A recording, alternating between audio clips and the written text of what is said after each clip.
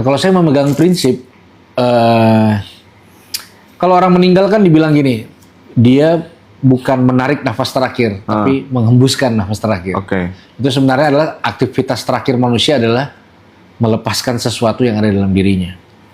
Buat saya iman itu pada akhirnya akan berfungsi untuk melepaskan sesuatu dari hidup kita, bukan untuk mendapatkan. Makanya ada sirkulasi kehidupan yang kalau kita mau jadi orang kuat, kuatin orang lain.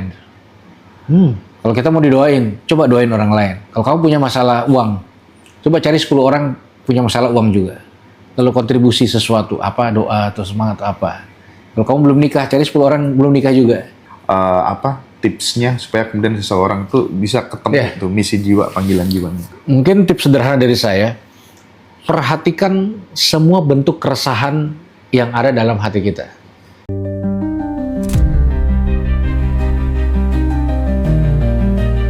Enlightenment seorang Nabi Muhammad ini kaitannya ternyata sama kemanusiaan gitu.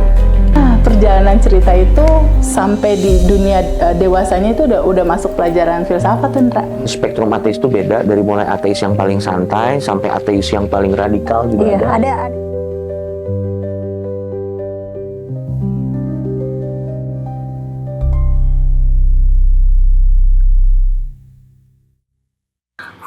Kembali soal tadi ketika kemudian Bang Yeri sembuh ya dari narkoba, itu usia berapa Bang sembuh tuh? Bener-bener sembuh? Mungkin udah mulai masuk 20-an itu. 20-an? Iya. Setelah sembuh itu tantangan terbesarnya apa Bang? Untuk kemudian bisa diterima lagi ke... Iya, jadi mungkin 2-3 tahun awal itu tantangannya adalah internal saya. Sugesti, terus kan dulu penyakitan gitu. Terus kena masalah psikis. Delusi, halusinasi, paranoid, gitu kan. Udah ngomong sendiri, teriak-teriak sendiri. Kok ngomong sendiri Bang? Iya. Dan jadi ini informasi ya. Penyalahgunaan narkotika akan bawa orang langsung punya 3 PR sekaligus. Pertama masalah adiksi, kecanduan. Kedua masalah fisik. Kayak saya ada kena hepatitis C dulu karena sharing jarum suntik.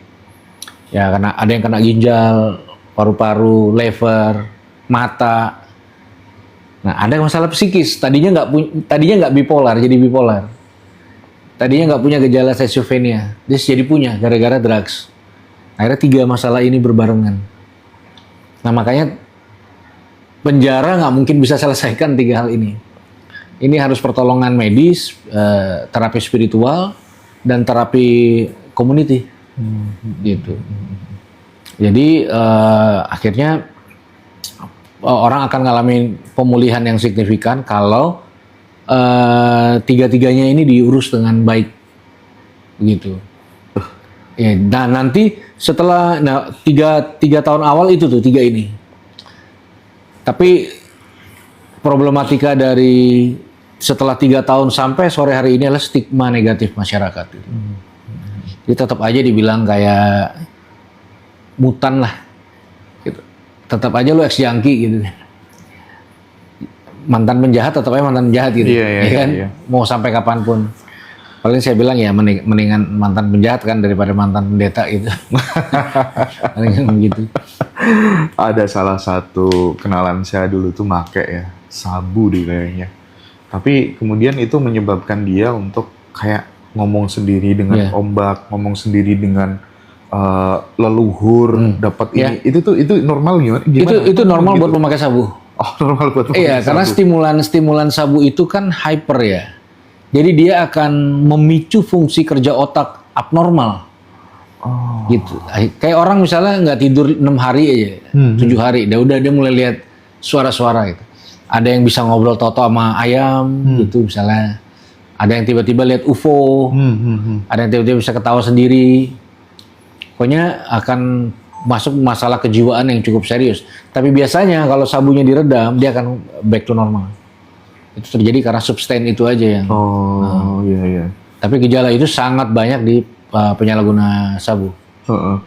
Terus ketika kemudian Bang Yeri lebih memilih sekarang ke jalur pelayanan masyarakat, ya, menjadi rohaniawan, itu gimana? Awal mula panggilan itu muncul itu momen apa itu Bang? Kalau saya kan merasa ya, nyawa sekarang nih serep gitu. Gitu. Ini nyawa kedua gitu Nyawa ya. kedua, ya. Jadi saya lagi menghirupi nafas serep gitu. Harusnya udah nggak ada. Jadi saya pikir panjang, apa ya alasannya sampai kesempatan kedua itu datang gitu. Kalau sekedar nikah, punya anak, berhasil dalam hidup, punya nama besar, kok kayaknya lebih dari itu. Makanya saya mulai berpikir, merenung, akhirnya saya menemukan lah bahwa hanya mungkin saya tipe orang yang bukan duduk untuk nunggu jawaban doa, tapi saya mau jadi jawaban doa itu sendiri untuk orang lain gitu. Jadi bukan lagi orang yang tiap hari nunggu mujizat, tapi jadi mujizat untuk orang lain. Nah karena merasa nyawa serep inilah, akhirnya saya rasa mungkin awal ya, ini tujuannya yang saya sedang hidupi sampai hari ini. Sampai ada alasan apa sampai mau tuh nggak batal gitu. Akhirnya saya menghidupi dan saya enjoy dan saya merasa sedang menghidupi sebuah panggilan yang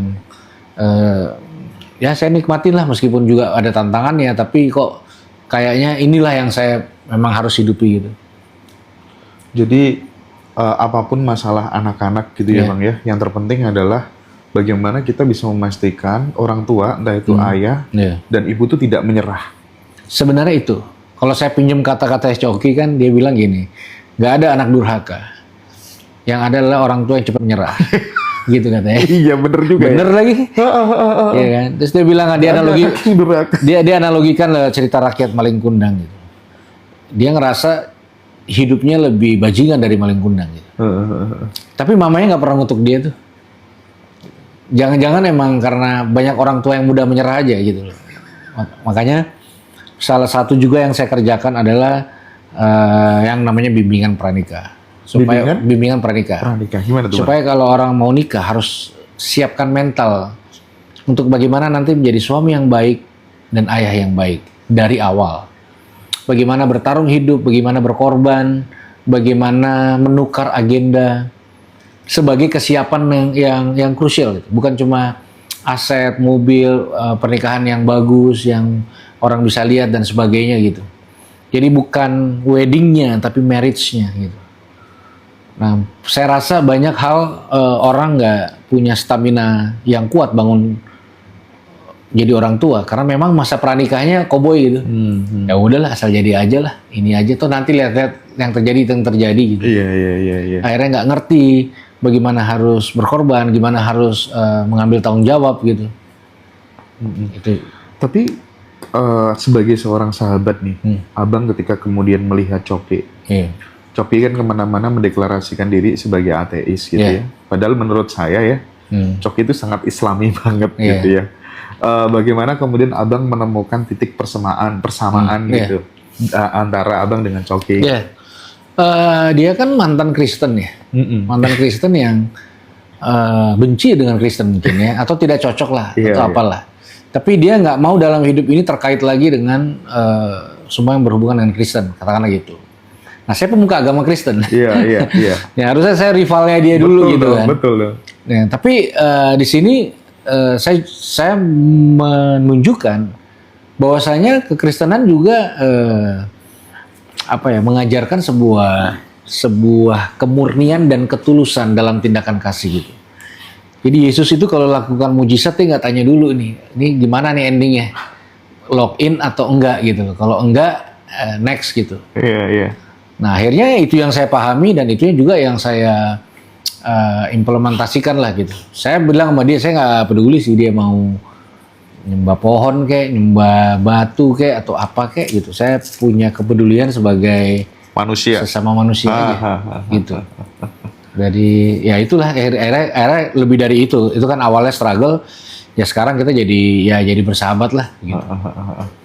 Yang penting kita jadi manusia dulu lah ya. Sebenarnya itu sih, iya gitu. Karena kan saya berangkat dari orang yang malas sama kegiatan religi gitu. Menurut saya tuh ya objek yang menarik untuk bermunafik ria gitu, nutupin kelakuan yang nggak benar dengan. Setuju. Iya.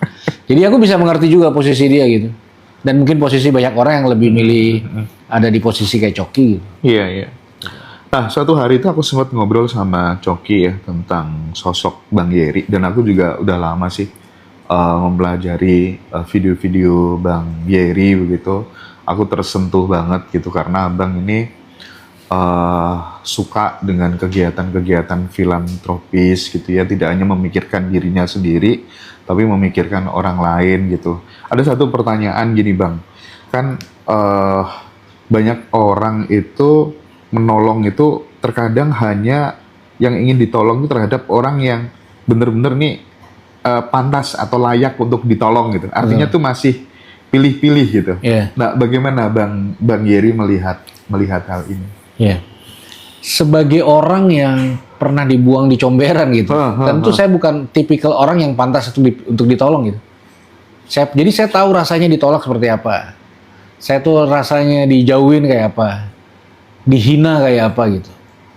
Jadi saya ngerasa kayak nggak pantas saya untuk memperlakukan orang lain, termasuk Coki atau yang lain, untuk melihat dalam kondisi yang, oh ini pantas ditolong gitu, ini enggak gitu. Oh ini nanti bisa diprospek nih, gitu. Oh ini mendatangkan keuntungan nih, ini enggak. Jadi dan ternyata ada sebuah enjoy dan sukacita yang besar kalau kita bisa melakukan sesuatu tanpa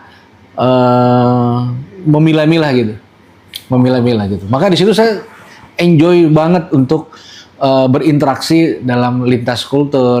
Saya pernah bicara di Pondok Pesantren Tebu Ireng. Oh ya? Iya. Kapan bang? Itu 2017.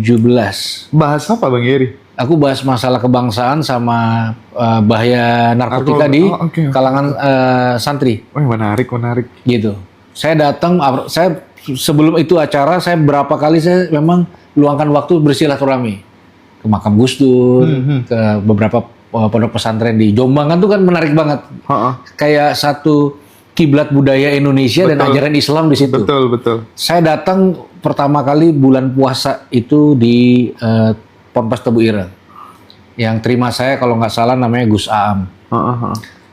Kan? Nah siang-siang itu dikeluarin makanan gitu.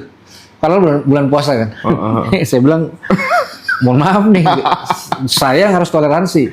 Iya. Lalu lewatlah anaknya, anak perempuannya masih kecil. Terus dia bilang, ayah itu orang kok nggak puasa? Wah, lalu Gus Aam itu jelaskan soal musafir ke anak itu. Oh, ya. Jadi saya bilang, wah saya tertarik sekali. Maka saya lihat literasi yang ada.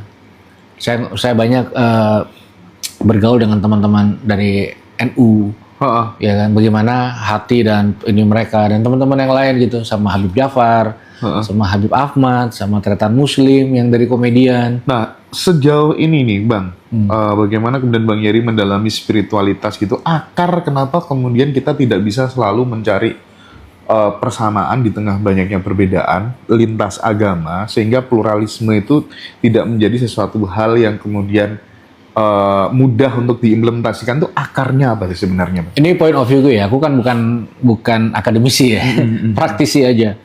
Menurutku budaya-budaya luar yang diadopsi ke dalam Indonesia ini lumayan punya pengaruh. Misalnya dalam kontekstual Kristen ya. Kalau kita lihat wajah Kristen sekarang tuh kan Western banget. Nama-nama gereja udah pakai bahasa Inggris. Lagu-lagu bahasa Inggris ya nggak salah juga, tapi culture Westernnya datang di sini, dimana nggak ada lagi yang pakai batik gitu. Mungkin mereka nggak tahu ada angklung lah, gitu. Sehingga mereka membangun culture itu, mega church, superstar, pastorgram dan sebagainya, sehingga berbaur dengan masyarakat tidak menjadi pencapaian dalam perjalanan spiritual gitu. Yang dibangun adalah internalnya aja, seperti itu. Nah menurut aku itu cukup punya kontribusi. Ya, saya nggak tahu siapa yang mencetus kok sekarang kayak Tuhan itu Tuhan kompetisi gitu. Bener. Itu kayak bukan Tuhan asli Indonesia gitu. Dari berbagai perspektif ya. Kenapa kehidupan beragama tuh kayak multi level marketing gitu. Iya. Jumlah adalah segala-galanya. Besar adalah segala-galanya. Kayak MLM ya Bang. Menang adalah segala-galanya. Login adalah segala-galanya. Saya bingung itu dari mana asalnya. Karena dulu awal-awal gimana orang nggak jatuh cinta dengan Islam di Indonesia. Karena disebarkan dengan cara yang berbeda. Betul. lalu rekam jejak perjuangan bagaimana Islam itu seperti beringin, saya bilang, membuat banyak orang bisa berteduh dengan aman, dengan tenang, ya kan? Jadi bayangin, sampai hari ini terlepas banyak persekusi di gereja ya, Betul. tetap orang Kristen tuh harus bersyukur di Indonesia, di mana notabene terbesar agama Islam.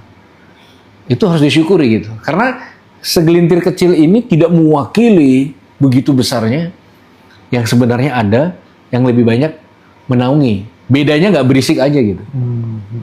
Ya namanya intelektual Islam kan bukan yang pengen tampil, ngocor-ngocor sana sini, santai, elegan, dewasa, iya, gitu.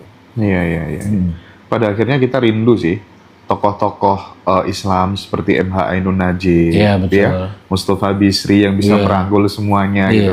Tapi ngomong-ngomong Bang, yang kapan hari itu yang Paulus datang itu, Iya. wah itu kan, Iya. wah gimana komennya Bang Yeri itu? Masyarakat tuh kayak sudah tidak antipati gitu terhadap sebuah perbedaan. Iya.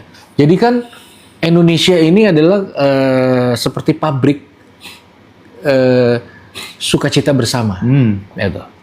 Jadi waktu Paus datang tuh kayak sukacitanya semua gitu. Betul. Sama kayak Lebaran, awalnya tuh kan sukacita bersama selain diskon dan libur, tapi takjil apa semua kan bersama. Iya. Ini fenomena satu happy semua tuh kayaknya Indonesia aja deh. Gitu. Dan Indonesia banget gitu. Dan itu kan wah luar biasa ya, apalagi Paus itu nggak lama kan dipanggil Tuhan. Iya benar. Jadi momentum itu pasti akan berbekas di tempat-tempat yang dia kunjungi, dan sempat mengunjungi Masjid Istiqlal juga. Iya. Gitu. Oke, aku kembali lagi nih soal kegiatan menolong gitu Bang. Iya. Karena menurutku berbuat baik secara acak, secara random itu terkadang bisa menjadi solusi terhadap jalan hidup kita ke depan Iya. gitu. Mungkin kita terasa hidupnya berat tuh jangan-jangan karena berbuat baiknya kurang gitu, Iya. bisa jadi gitu ya. Nah, kadang Bang, ketika kemudian kita berbagi nih misalnya, kita ngasih uang nih, hanya 20.000 Bang. Tapi terkadang ketemu orang, itu kita mangkel gitu, sakit hati gitu. Ini mah nggak bisa dipakai beli makanan. Iya. Kayak gitu tuh kita kayak marah kayak gitu. Gimana sih menetralisir hal-hal seperti itu gitu? State of mind-nya harus gimana pada saat memberi gitu? Iya. Ketulusan itu yang jadi pagar jadinya. Bukan reaksi orang-orang yang memberikan feedback. Ya kadang kita kasih berkah juga, ada yang suka lempar, apaan sih? Oh gitu ya. Ada juga gitu juga kan. Tapi kan ketulusan jaga kita itu. Nah kalau saya memegang prinsip, kalau orang meninggal kan dibilang gini, dia bukan menarik nafas terakhir, tapi menghembuskan nafas terakhir. Oke. Itu sebenarnya adalah aktivitas terakhir manusia adalah melepaskan sesuatu yang ada dalam dirinya. Buat saya iman itu pada akhirnya akan berfungsi untuk melepaskan sesuatu dari hidup kita, bukan untuk mendapatkan. Makanya ada sirkulasi kehidupan yang kalau kita mau jadi orang kuat, kuatin orang lain. Kalau kita mau didoain, coba doain orang lain. Kalau kamu punya masalah uang, coba cari 10 orang punya masalah uang juga. Lalu kontribusi sesuatu, apa doa atau semangat atau apa. Kalau kamu belum nikah, cari 10 orang belum nikah juga. Coba kontribut sesuatu. Maka ini Iya. perlu diperjelas nih. Iya. Ini akan jadi jawaban teman-teman yang masih jomblo sampai Iya. saat ini gitu. Itu Iya. akan jadi solusi. Gimana Iya. konkretnya? Iya. Saat kemudian teman-teman belum punya pasangan. iya, sekarang kan gini. Ini aku kasih contoh ya, perihal masalah jodoh ya. Sekarang ada orang misalnya, Bang, aku punya 5 calon. Mana dari 5 calon ini yang kira-kira cocok buat saya? Gitu kan orang sekarang. Terus saya bilang jangan belagu lu, belum tentu 5-5 yang mau. Orang yang terbaik juga nyari yang terbaik. Iya. Artinya orang sedikit sekali yang mempersiapkan sebuah kematangan dari dalam. Yang mereka sibuk adalah saya butuh yang terbaik. Saya mau yang terbaik. Belum tentu yang terbaik mau sama kita. Jadi kita sibuknya mencari, bukan mempersiapkan sebuah. Itu akan nolong. Waktu kita lagi butuh, jomblo lah. Coba cari 10 orang yang jomblo dan punya struggle yang sama. Lalu kita mulai kontribut, semangat, doa. Nah, suatu saat kita dapat jodoh di tangan kita, itu berkatnya. Tapi hati kita berubah. Jadi bukan cuma golden hand, golden heart juga. Karena kita memulainya bukan dari minta. kita mulai dari beri. Sebenarnya itu cara gratis untuk memulai dan mendapatkan sesuatu. Tengok orang kanan kiri, coba kontribut sesuatu sama mereka. Oke. Dan itu akan berpantul pada kita, bukan transaksional ya.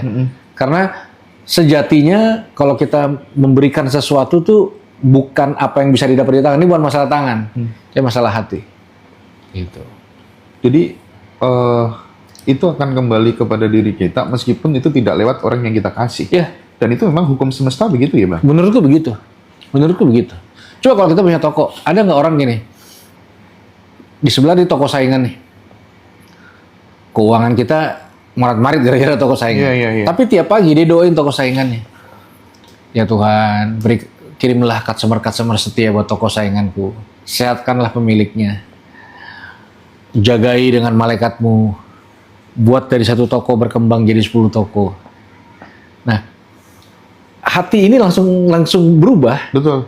Dan satu saat kita mau ada mau enggak, hati ini sudah terisi dengan sesuatu yang baik dan positif. Sehingga kapan itu datang ke tangan kita tidak menjadi krusial. Kan dalam hati kita sudah mengalami sebuah kepenuhan. Begitu. Jadi kita nggak mengemis sesuatu. Artinya Bang Yeri sangat percaya bahwa dengan kita sering mendoakan orang lain Iya. yang positif-positif itu, Iya. diri kita sendiri akan menjadi Betul. lebih baik gitu Betul. ya. Maka saya yang butuh kayak Coki dan teman-teman ya, saya juga butuh berkontribusi untuk jaga hati saya, untuk saya tetap sober misalnya gitu, untuk tetap waras. Iya, makanya ada case kan, Ari Ginanjar itu dulu hidupnya waktu masih Iya. di bawah, Iya. 2 tahun doakan orang-orang yang susah katanya. Iya. Bang. Gimana itu cara kerja semesta kok bisa justru kembali kepada diri kita sendiri gitu, Iya. padahal kita doanya ke eksternal, ke orang-orang Iya. lain gitu. Jadi hati jadi dalam posisi gini, ada tidak lagi menjadi sesuatu yang krusial. Nah bedanya kalau dia nggak mulai memberi, itu jadi krusial. Hari Senin nggak ada duit, hatinya nggak enak gitu. Tapi kalau hari Senin dia mulai kasih sesuatu buat orang lain meskipun belum ada duit, tetap ada yang terisi dalam hatinya, yaitu kebaikan yang dia lakukan pada orang. Meskipun tangannya belum terisi atau bakulnya belum terisi, tapi hatinya sudah terisi lewat tindakan yang dia bisa lakukan pada orang lain, bukan yang orang lain lakukan sama diri kita. Emang kontra logika sih buat beberapa orang gitu. Tapi saya udah jalanin 20-an tahun dengan hidup seperti ini, sepertinya saya happy. Tapi abang pernah nggak ketika nolong orang lain, justru dia memberikan feedback yang sebaliknya gitu? Iya. Pernah nggak mengalami hal seperti itu? Atau mungkin barangkali jika kemudian teman-teman juga ada yang mengalami hal seperti itu, udah niat nolong baik, tapi justru menipu dan lain sebagainya, kita harus gimana? Jadi saya pasti pernah berkali-kali pasti pernah. Lalu saya mencoba membagi pada 3 kategori ini. Pertama misalnya, katakanlah dia punya masalah dengan drugs lah misalnya, yang lagi coba-coba, yang lagi happy-happynya, yang mau berhenti nggak bisa. Nah biasanya saya mulai dari yang ketiga ini. Oke. Nah kalau saya ketemu dengan 2 orang ini, saya akan geser ke yang supaya jadi yang ketiga, supaya nanti ada gayung bersambutnya gitu. Jadi saya juga mencoba menolong sesuai dengan kemampuan. Kalau saya nggak mampu, saya pernah contohnya saya pernah buka rehab di Solo. Di Solo? Di Solo ya. Lalu 30 orang tinggal sama saya belum nikah. Lama-lama nggak punya uang. Nggak apa-apa modal hati gitu. Lama-lama nggak bisa bayar air, bayar listrik. Lama-lama saya tinggal pakai lampu petromak. Jadi kalau malam komplek tuh lampu-lampu orang pada nyala, kamar saya, rumah saya aja tuh pakai petromak. Dan akhirnya bubar juga karena nggak saya mengambil sesuatu yang lebih melampaui kemampuan saya. Dan itu nggak bagus ya. Oke. Saya belajar. Iya. Sesuaikan dengan kemampuan. Oke, Bang Yeri, menarik banget pengalaman hidupnya gitu ya. Jadi teman-teman kita bisa belajar banyak dari Bang Yeri yang dulu masa lalunya kelam gitu ya. Tapi ada sesuatu yang menarik tadi yang disampaikan. Jadi yang bikin jera itu bukan hukuman mati, tapi penerimaan, kepedulian, cinta dan kasih sayang itu yang bikin kita kapok gitu. Betul. Nah kalau misalnya kasusnya nih kayak koruptor gitu gimana tuh Bang? Jadi gini, ini prinsipku ya. Ha. Mungkin agak eksklusif. Cuma yang kita sayang yang bisa kita rubah. Oh. Gitu. Jadi kalau kita benar mau merubah, kita bisa belajar terima dan mengasihi dulu. Baru dia bisa berubah dari titik ini ke titik ini. Dari korupsi jadi jujur. Jadi tukang melukai jadi enggak. Pada akhirnya sulit. Orang dipaksa berubah gitu. Jadi banyak orang punya metode kayak orang lagi lari kehausan gitu. Terus kita punya air, kita siram begitu. Mendingan dia mati kehausan daripada cara ngasihnya kayak gitu. Ya, bagaimana menghentikan extraordinary crime, korupsi, terorisme, narkotik di Indonesia? Ya, belajar mengasihi. Belajar mengasihi. Karena hanya yang kita kasih yang bisa kita rubah. Gitu. Nilai-nilai apa yang benar-benar ditanamkan kuat ke putrinya Bang Yeri untuk menjalani kehidupan nanti gitu? Iya, akan tersentral pada pesan kasih itu sih sebenarnya. Gitu. Jadi ketika orang sulit untuk agama apa sih? Kebingungan itu bisa ternetralisir dengan kasih yang diwujudkan lewat tindakan dan apa yang dari hati gitu. Jadi saya kayaknya agak sulit keluar dari koridor itu. Kasih. Suatu saat kan, kalau saya lupa ya, Coki apa yang nanya waktu itu. Kalau ada maling datang ke gereja itu gimana? Lalu saya bilang, orang di gereja tuh tiap hari Minggu berdoa. Ya Tuhan, datangkanlah orang-orang ke rumahmu supaya bisa bertobat. Lah yang datang kebetulan maling. Ya sudah, itu bentuk dari jawaban doa menurut saya. Apapun motivasi orang datang, ada yang nyari pacar, ada yang ini. Iya. Tapi kalau kita semua memandang dengan kasih, saya nggak ada masalah gitu. Coki Kristen apa enggak? Ini apa saya nggak ada sama sekali nggak ada masalah. Yang penting dia jangan kenapa-napa aja. Iya. Gitu. Yang penting sekarang perilakumu gimana gitu lebih penting deh kayaknya Bang. Sebenarnya itu karena buat saya tuh kekuatan dari sebuah kepercayaan terhadap Tuhan akan terrealisasi lewat orang-orang sekitar. Dia rasa atau tidak. Nah kalau dia rasa apa, pahit atau manis gitu. Karena saya pernah diginiin dulu, waduh saya jadi Kristen ya, jadi kayak lu, mending nggak usah deh. Iya juga ya. Iya. Jadi ya, dan itu akan berdampak ke kita juga baik. Koridor kasih itu akan, oh iya ya, saya juga mengasihi diri saya sendiri paling enggak. Oke Bang, terakhir Bang. Ya. Bang Yeri sebagai inisiator Ayah Hadir ini kan merupakan sebuah panggilan jiwa. Panggilan jiwa dari perjalanan panjangnya Bang Yeri gitu ya. Tapi tidak semua orang. Terus kemudian dia bisa menemukan panggilan jiwa itu gitu.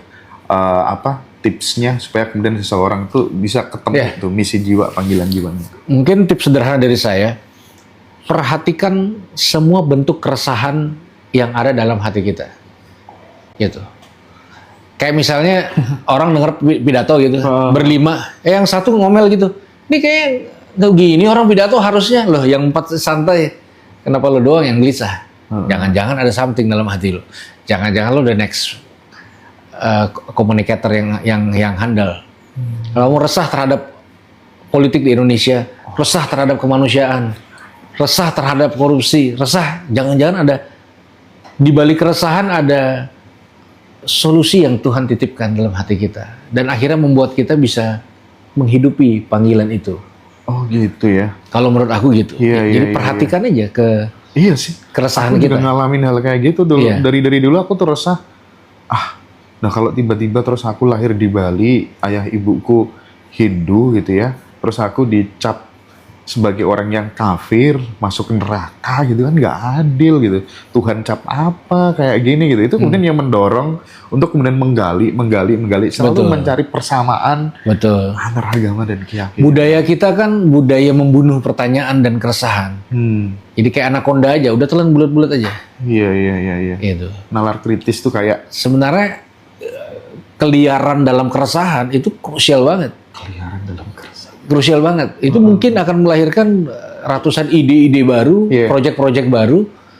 Dari keresahan, saya meyakini semua gembok pasti dibuat dengan kuncinya. Iya betul. Semua bentuk problematika pasti diizinkan ada dengan solusinya. Nah, kalau orang hidup memenuhi bukan cuma kejar mimpi ya, dia menjadikan dirinya part dari sebuah problematika, maka itu akan tajam sekali panggilan hidupnya. Jadi ada masalah apa, sampai waktu podcast ini dibuat, inilah jadi solusinya. Iya. Nah, itu yang saya hidupi.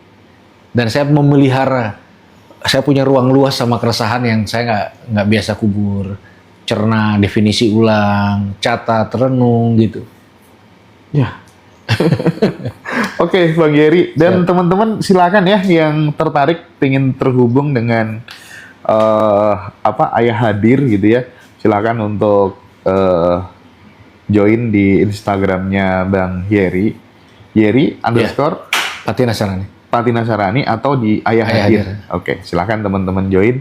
Mudah-mudahan ini bisa menjadi jembatan, teman-teman bisa menemukan banyak solusi jika anak-anaknya bermasalah gitu ya.